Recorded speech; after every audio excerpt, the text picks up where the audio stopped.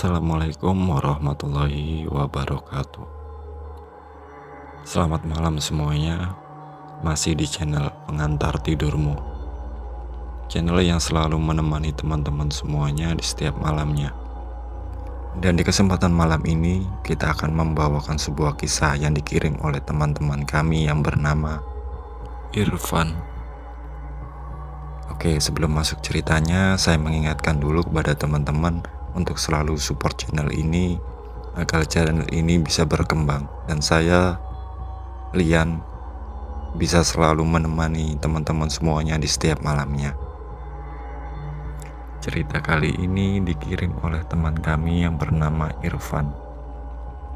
Jadi pada saat itu Irfan ini masih duduk di bangku SMA. Nah, cerita ini dikisahkannya pada sekitar tahun 2012 silam. Cerita ini berkisah tentang kenakalan yang dilakukan oleh Irfan dan teman-temannya ini. Irfan ini tinggal di salah satu kota di daerah Jawa Timur, yang kota tersebut terkenal akan peninggalan-peninggalan dari kerajaan Majapahit. Mungkin teman-teman semuanya kalau dari Jawa Timur mungkin tahu tentang daerah tersebut. Waktu itu Irfan ini masih sekitar kelas 2 SMA. Irfan ini memang sekolah di salah satu sekolah yang ada di desanya tersebut. Begitu juga dengan teman-temannya. Jadi ruang lingkupnya memang di situ-situ. Atau teman-temannya itu mayoritas tetangganya sendiri. Nah, di sini Irfan ini mempunyai teman yang bernama Rozik dan Adam. Mereka bertiga ini berteman dari SD hingga SMA, satu sekolah bareng-bareng hingga mereka ini menjadi teman yang sangat akrab. Seperti pemuda pada umumnya, setiap hari kegiatan mereka ini ya diisi-isi sekolah, nongkrong, ya seperti itu. Suatu hari si Irfan ini nongkrong bersama dengan Adam dan Rozik. Di situ juga ada teman-teman desanya yang lain. Mereka ini nongkrong-nongkrong seperti biasa. Di situ ada salah satu teman mereka ini baru datang. Namanya ini Fikri. Fikri ini datang dan membawa sesuatu. Ditanyalah sama Adam, "Fik, bawa apa itu, Fik?" "Ini, aku bawa dupa. Aku nemuin ini di belakang rumah. Katanya, dupa ini bisa mengundang makhluk halus atau bisa membuat orang ini kesurupan. Kita bakar yuk. Barangkali kita nanti melihat penampakan-penampakan seperti yang ada di film-film." Seperti itu yang diungkapkan oleh Fikri ini. Nah, teman-teman yang lain ini karena memang gabut dan mereka ini memang anaknya ini penasaran akan hal-hal seperti itu. Akhirnya mereka ini pun sepakat untuk mencari tempat yang dirasa cukup angker untuk membakar dupa tersebut. Akhirnya mereka pun bersepakat untuk menuju ke salah satu kolam peninggalan dari kerajaan Majapahit itu. Mungkin teman-teman semuanya ini pasti tahu kolam ini kolam cukup besar dan cukup terkenal juga. Nah, pada saat itu berangkatlah mereka semua ke kolam tersebut pada waktu itu sekitar habis maghrib. Mereka memilih tempat di area pinggir kolam tersebut dan di situ memang ada suatu bangunan kecil, nggak tahu itu seperti bangunan apa yang seperti diceritakan Irfan ini. Mereka pun duduk di situ. Pada waktu itu memang suasananya gelap karena memang penerangan di situ sangat kurang. Pada saat itu si Irfan, Rozik, Adam dan Fikri dan dua orang temannya ini juga membuat seperti boneka kayu biasa yang cuma diikat-ikat biasa, membentuk seperti boneka. Di situ mereka ini duduk melingkar. Dibakarlah dupa tersebut di tengah-tengah mereka. Tak lupa juga mereka ini menancapkan boneka yang mereka buat ala kadarnya itu di tengah-tengah mereka duduk melingkar itu. Gak lama setelah itu si Rozik ini mendadak pengen ke belakang. Waktu itu ditanya, "Kenapa Zik?" "Aku pengen ke belakang pipis." Si Rozik ini pun pipis. Ditunggu berapa saat, Rozik pun akhirnya balik ke kerumunan teman-temannya itu. Setelah itu mereka ini bingung harus ngapain. Akhirnya mereka ini cuman mengucapkan apa yang biasanya dipakai orang untuk bermain jelangkung. Pasti teman-teman semuanya ini sudah tahu, yang seperti datang tak diundang, pulang tak diantar, kira-kira seperti itu. Nah, setelah itu nggak lama dari situ, tiba-tiba ada angin meniup cukup kencang ke arah mereka.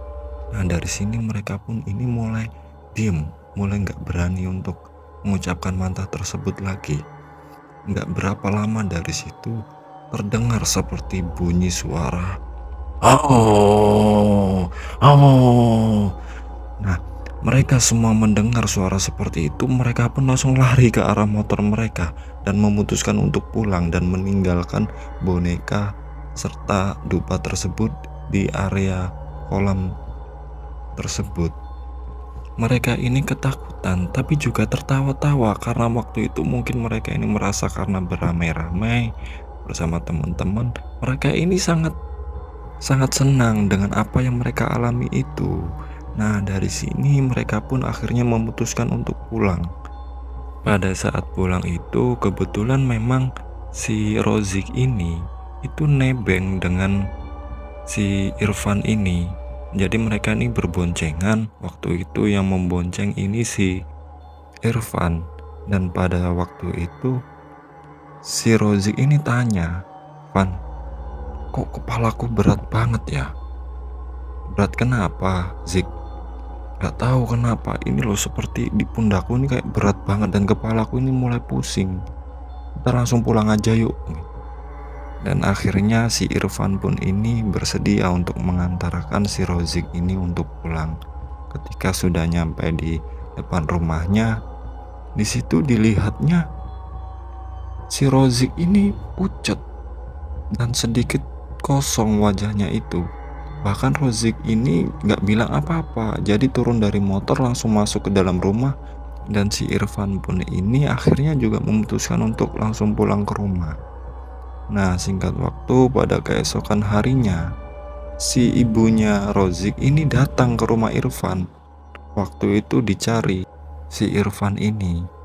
Waktu itu ibunya datang ke rumah Irfan dan menanyakan, mereka ini tadi malam dari mana. Waktu itu dibilang sama Irfan, "Oh, kami dari kolam ini, Bude." Di situ ibunya Rozik ini menceritakan bahwa pada saat si Rozik ini pulang, waktu itu si Rozik ini keadaannya itu aneh. Si Rozik ini diem, gak ngomong gak apa, langsung masuk kamar pada waktu itu. Nah, kejadian anehnya ini pada waktu itu sekitar jam 11 malam. Pada waktu itu ayah dari Rozik ini memang tidur di ruang tamu. Ketika ayah Rozik ini tidur di ruang tamu, tiba-tiba ada air yang mengucur ke mukanya. Ayah Rozik ini pun seketika bangun dan kaget karena melihat anaknya itu sedang buang air kecil ke arah mukanya ayahnya ini. Nah, dari situ ayahnya ini marah-marah, bahkan sempat mendorong anaknya itu sampai jatuh. Tapi ketika dilihat anaknya ini kosong dan sambil ngomong-ngomong sendiri. Jadi seolah-olah anaknya ini tuh seperti kesurupan. Nah, dari sini ayahnya ini memanggil ibu dan kakaknya si Rozik ini. Dan pada saat itu Rozik pun ini dibawa ke kamarnya. Dari situ ketika dibawa ke kamarnya, Rozik ini terasa berat banget, gak bisa diangkat, bahkan memberontak pada waktu itu. Dan Rozik ini pun ngamuk di situ. Rozik ini melotot dan menantang ayah dan kakak-kakaknya itu untuk berkelahi. "Ayo, maju sini. Ayo maju sini kalau berani. Nah dari situ si mereka ini pun akhirnya sedikit takut karena kondisi dari si Rozik tersebut. Sementara waktu dibiarkanlah si Rozik itu bertingkah aneh, seperti meloncat-loncat sendiri, habis itu seperti mengerang-ngerang dan ngomel-ngomel gak jelas. Pada saat itu si ayahnya Rozik ini bilang ke kakaknya, tolong panggilkan Pak D. Kebetulan memang Pak D-nya si Rozik ini memang orang cukup ngerti, atau bisa dibilang orang mengerti akan hal-hal tersebut. Singkat waktu, datanglah Pak D-nya ini bersama kakaknya. Dari situ kondisinya Rozik ini benar-benar sangat acak-acakan sendiri. Bahkan Rozik ini menumpahkan semua barang-barang di dalam, membanting semuanya. Di situ rumahnya ini benar-benar acak-acakan sekali.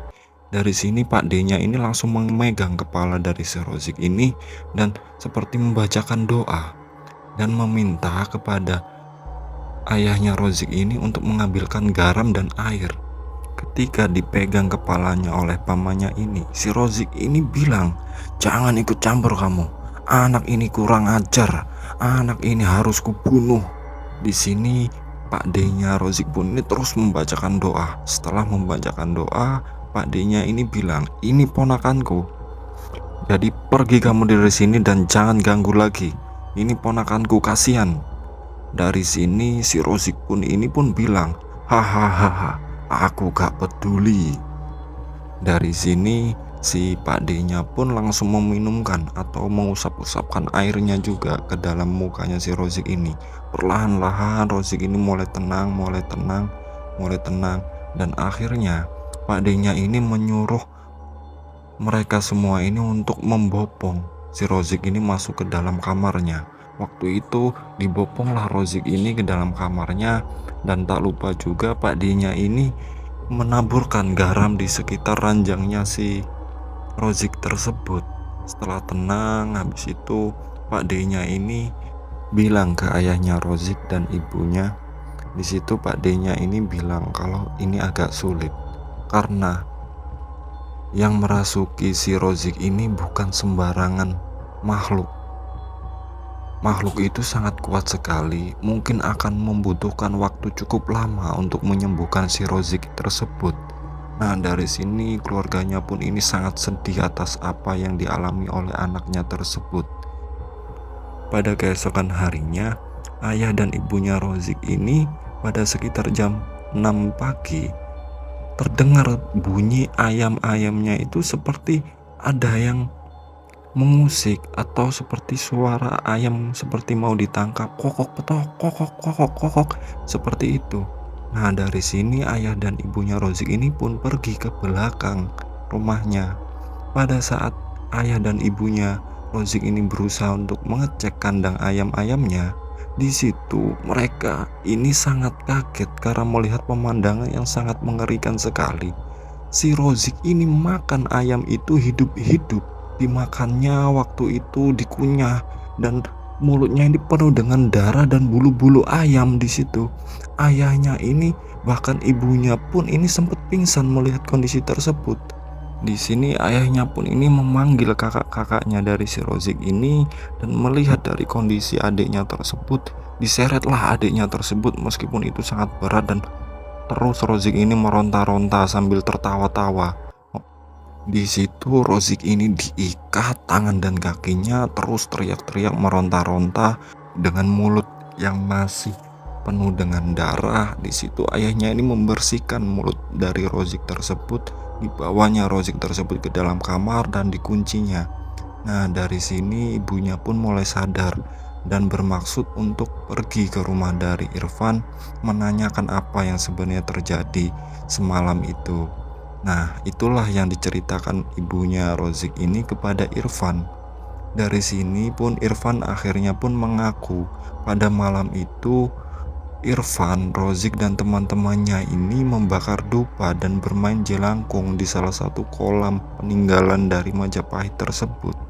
Nah dari sini ibunya ini meminta tolong kepada teman-teman itu semuanya untuk bilang yang sejujurnya kepada Pak D-nya. Akhirnya si Irfan ini pun menghubungi teman-temannya semua dan menyuruh mereka semua untuk segera datang ke rumah Irfan tersebut. Akhirnya si Adam, si Fikri, dan dua teman yang lainnya ini pun datang ke rumah si Irfan. Mereka pun bersama-sama ke rumah dari Rozik tersebut. Ketika ke rumah Rozik tersebut dan mereka ini melihat keadaan dari si Rozik, mereka ini sangat takut karena kondisi Rozik benar-benar sangat menyeramkan sekali. Terkadang tertawa-tawa sendiri, terkadang yaitu melotot dan marah-marah gak jelas, bahkan sempat membentur-benturkan kepalanya karena memang tangan dan kakinya ini diikat. Nah, gak lama setelah itu datanglah Pak D-nya ini. Pak D-nya Rozik ini bertanya tentang apa sebenarnya yang terjadi sebelum kejadian ini. Dan mereka semua pun ini bercerita, ngomong apa adanya, apa yang mereka lakukan terkait dengan melakukan ritual jelangkung, membakar dupa. Di situ akhirnya mereka ini disuruh meminta maaf kepada sosok yang merasuki dari si Rozik ini. Nah, di sini mereka pun meminta maaf, tapi pada saat itu si Rozik ini hanya tertawa. Hahaha. Kowe iki goblok. Pak D-nya itu dibilang seperti itu oleh Rozik.